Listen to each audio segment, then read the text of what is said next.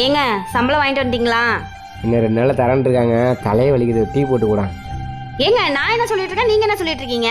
வீட்டு வாடகை கட்டணுங்க, current bill நாளைக்கு தான் லாஸ்ட் தேதி, பிள்ளைங்களுக்கு ஸ்கூல் ஃபீஸ் கட்டணும், வீட்டுல மல்லிகை ஜாமான் எதுவுமே இல்ல, பால் பாக்கி கட்டணும். என்ன நினைச்சிட்டு இருக்கீங்க? எப்படியாவது இன்னும் 2 நாள் வாங்கிட்டு வந்து கொடுத்துட்றேன். குடிக்கிறது கொஞ்சம் தண்ணியாவது கூட.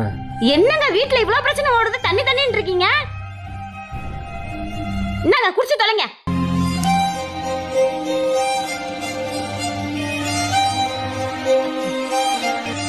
இருந்தா இந்தா சம்பளம் வாங்கிட்டு வந்துட்டேன். சரிங்க. ஒரு நிமிஷம். நான் சின்ன வயசாக இருக்கும்போது எங்கள் அப்பா வேலை வேலைன்னு ஓடிக்கிட்டே இருப்பார். ஏம்பான்னு நான் கேட்பேன். உனக்கு இப்போ புரியாதுடா, உனக்குன்னு ஒரு குடும்பம் வரும்போது அப்போ புரியும்னாரு.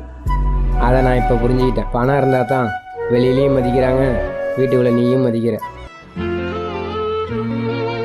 ஏங்க சாப்பாடு போட்டுமா?